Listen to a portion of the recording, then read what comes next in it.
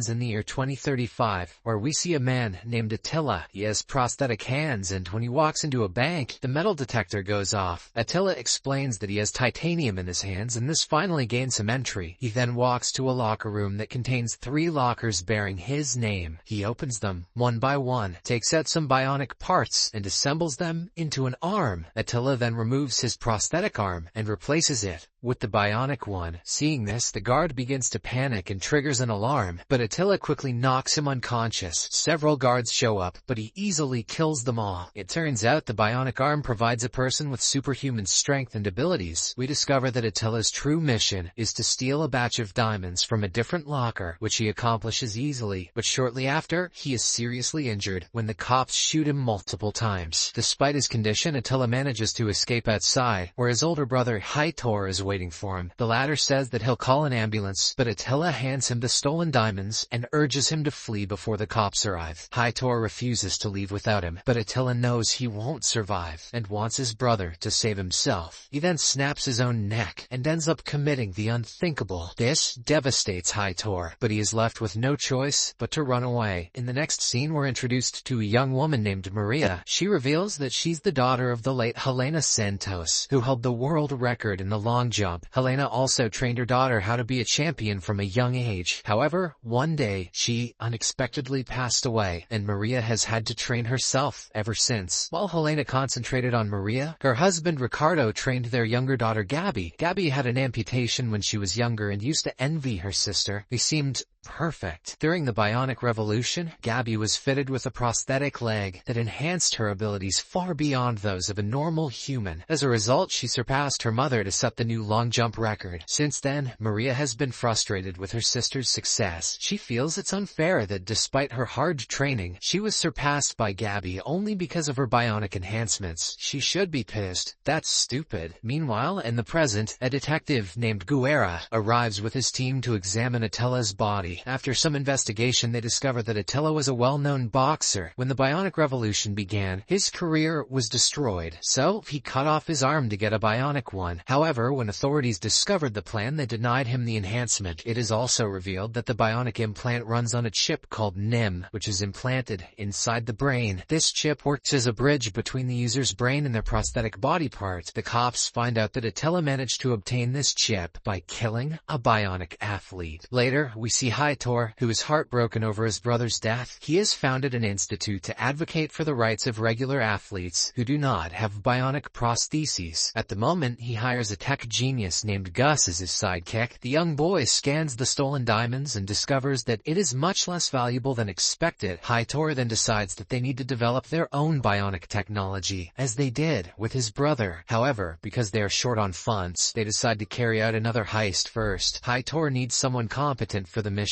and Gus says he knows just the person, Inspector Gadget. In the following scene, Gus takes Haitor to meet his sister, who turns out to be Maria. She is practicing in an abandoned stadium. When Gus approaches her and introduces her to Haitor, he also discusses Haitor's anti-bionic movement and how he supports ordinary athletes who are treated unfairly by the system. However, Maria doesn't seem very interested and leaves without saying anything. The next day, Gus brings Maria to Haitor's facility, where he is distributing juice among the athletes. She is impressed by his work and later speaks with Haitor privately. He tells her about his brother's boxing career, which was ruined after the Bionic Revolution. He explains that his goal is to assist athletes like them and usher in a new revolution. Maria also agrees with him and decides to support his cause. Haitor then tells her that if she receives bionic enhancements, she could become unstoppable and set a world record. This leaves Maria in deep thought. Days later, she attends Gabby's celebration party at the Bionic office, where everyone applauds her for breaking the world record. Maria experiences a surge of jealousy, knowing that she is far more capable than her sister. The two then start arguing about who is the better athlete, creating a very tense atmosphere. In the end, a frustrated Maria curses her sister and leaves abruptly. "You goddamn robo bitch." Following this, she rides her motorcycle while listening to opera music, which her late mother used to play during her training. Suddenly, a van appears out of nowhere and hits her, causing an accident. An ambulance ambulance arrives shortly after and she is transported to the hospital. The following day, Maria awakens in a hospital bed and notices Heitor outside her room. Her family is also present and concerned about her condition. Maria then realizes her legs have been amputated and she starts screaming and crying. However, her distress is cut short when she learns that she will be receiving bionic enhancements soon. In the next scene, we see the NIM chip being implanted in Maria's head, with a technician named Dario closely monitoring the process. She is then fitted with an advanced bionic leg, which dramatically improves her abilities and performance. Maria is overjoyed that she can finally pursue her dream of becoming a champion athlete without any obstacles. After receiving the bionic leg, she begins to devote all of her time to practicing the long jump. However, Dario stops her, warning that excessive activity can put too much strain on the NIM chip. He reveals that if the chip becomes overloaded, it could cause her to go into a coma. In the evening, we see Maria and Heitor making love, and it turns out they're now in a relationship. Heitor had his penis blown off a couple weeks ago, so he's really given her. At this point, it is revealed that her accident was also planned so that she could receive a bionic leg and help with Heitor's mission. Good thing hitting her with a van knocked her legs off, but left the rest of her unharmed. He then asks Maria to carry out a heist, explaining that a lot of funds are required for the movement he's planning. She agrees, but only on the condition that her brother Gus be excluded from the operation. Heitor has no problem with it, so he also agrees. The following night, we see a truck loaded with cash heading to the bank. Maria stands in the middle of the road and strikes the truck with her enhanced leg, causing it to turn around and crash. As a result, the two people in the front seat are badly injured. Maria then throws a stun grenade inside the truck, prompting the guards to come out. At this moment, Heitor shows up and murders one of the guards, which horrifies Maria. The two then steal the cash and arrive at their hideout. Maria is still shaken by how casually Heitor killed the man, without any reason. However, he calms her, explaining that he killed the man because he had seen her face. Maria becomes even angrier when she notices her brother present. She tells him to stay away from Heitor, but Gus remains unfazed and reveals that the entire operation was his plan. Maria also learns that the money will be used to pay hackers in exchange for information about the NIM chip's locations. These chips will then be used to convert 10 regular athletes into bionics. On the other hand, Detective Guerra and some officers arrive at the scene of the heist. The surviving guard informs them that one of the robbers had a bionic leg. Guerra, who has been keeping an eye on Heitor, becomes suspicious of Maria as well. He realizes that the sister of the world champion recently received a bionic leg and concludes that her meetings with Heitor are not just coincidence. Later, Guerra returns to his office and begins investigating Maria's accident. An anonymous caller on the road had reported the accident to the authorities. He is surprised to learn that the call they received about the crash was made before the accident occurred. The CCTV footage and the call both showed different times, and Guerra now has conclusive evidence that Maria staged the accident. The following day, he approaches Maria and attempts to question her about the accident, but she tells him to find the person who caused her accident and then leaves. Later, Guerra shows her family members the CCTV footage from the accident, explaining that it was clearly planned. Ricardo refuses to believe it, but Gabby grows suspicious of her sister and decides to find out the truth. Afterward, Gabby listens to the anonymous call recording that Guerra provided. After hearing it several times, she recognizes the opera music that her mother used to play during Maria's training. Gabby begins to cry as she realizes that her sister deliberately caused her own accident just to get the enhancements. Days later, the major Olympic long jump competition takes place, with both sisters competing against one another. Gabby then surpasses her previous record and sets a new one. However, Maria is a very tough competitor and easily beats her sister in each round. When the final round arrives, she breaks the world record that her sister had set. This makes Gabby very anxious and she begins to panic. Dario checks her NIM levels and warns her not to push the limits because doing so could put her in a coma. She's the best Olympic athlete in the world. How is she not pushing her limits already? Maria also begs her not to do this, but Gabby refuses to listen. She then attempts her longest jump yet, but her NIM becomes overloaded, causing her to lose consciousness. In the next scene, Gabby wakes up in the hospital, and fortunately, she has managed to survive. However, she has injured herself badly and will never be able to compete again. When her sister arrives, Gabby admits that she knows the truth about the accident. Maria apologizes, saying that it's all over now and she won't compete anymore. But Gabby responds that this is just the beginning of their problems. In the evening, Maria goes to see Heitor and announces announces that she's no longer taking part in his mission, but this only makes him angry, and he asserts that there's no backing out now. He says that the hackers have already given them the location and date of the NIMS delivery, and she has to steal them for him. When she refuses again, Hightower becomes aggressive towards her. Maria threatens to hurt him with her legs, so he backs off and begins to think of another way to convince her. The next day, Gus spikes his sister's water, causing her to become unconscious. When she wakes up, she sees Hightower and his men kidnapping Gabby and beating up Ricardo. Gus is upset with the situation and pleads with Hightower not to harm his father because it wasn't part of the plan. However, Hightower dismisses his concerns and threatens to beat him as well. He then kisses Maria and promises that if she steals the NIMS for him, he will let Gabby go. As a result, Maria has no choice but to cooperate with their plan. The next day, she meets Hightower and his men, who instruct her to jump across 2 buildings and intercept the NIM transfer before it reaches the vault in the Bionic office. Maria successfully makes the impossible jump and steals the NIM briefcase. After fighting and killing several guards, she escapes the building and sees someone on a bike outside. She assumes it is Hightower and runs over him in an attempt to kill him. However, she is horrified to discover that it's her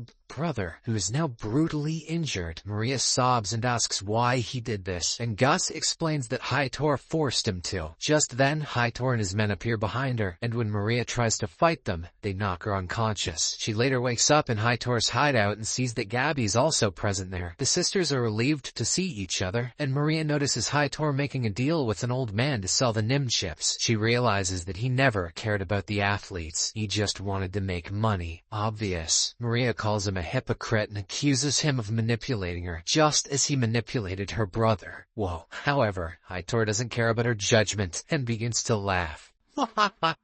Following this, he asks Maria to come forward and look at the chips she stole, but she takes the opportunity to destroy them by kicking them out of the suitcase. She then kills Hightower's men one by one, while Gabby also joins her in the fight. The old man who wanted to buy the NIMS becomes terrified and flees with his men. Maria quickly kills all the men present, but Hightower stabs her from behind. He then attempts to choke Gabby, and it appears that he's going to eliminate her. However, at this critical moment, Maria stands up and breaks his back, hurting him very badly. Just when she is about to kill him, the police arrive at the scene, forcing her to flee. Following this, Guerra and the cops pursue Maria to the stadium, where she used to practice. She gets caught in the barbed wire while attempting to hop over it. Guerra then asks her to surrender, saying he only wants to help her, but Maria refuses and detaches her leg from the barbed wire, causing her to fall from above. She survives the impact, but is injured badly. During this commotion, Gabby is left alone for a moment, so she steals a car and approaches her sister. The two then drive away before the cops can apprehend them. The scene then shifts to 6 months later, when the cops still have not found the sisters. It turns out they've relocated to a rural area of Brazil and established a training facility in their mother's name. A brilliant idea for 2 sisters on the lam. They train disabled children in the hopes that one day they will become athletes. One evening, Dario visits them and hands them each a pair of bionic legs. When he asks how they intend to support their new project, they respond that they have a plan. In the final scene, Maria and Gabby meet with the dealer to whom Hightower intended to sell the NIMS. The sisters tell him that he doesn't need an army of bionics, only 3 of them. The old man is perplexed because he can only see the 2 girls and wonders who the third is. At this moment, they call out to Gus, who is now fitted with bionic enhancements all over and is half cyborg. The dealer's men try to fight him, but Gus is so powerful that he can anticipate his opponent's next moves. He easily beats them, and the impressed dealer agrees to make a deal with the siblings. Subscribe for more videos like this, turn on notifications, and leave a like to help the channel out. Thank you for watching.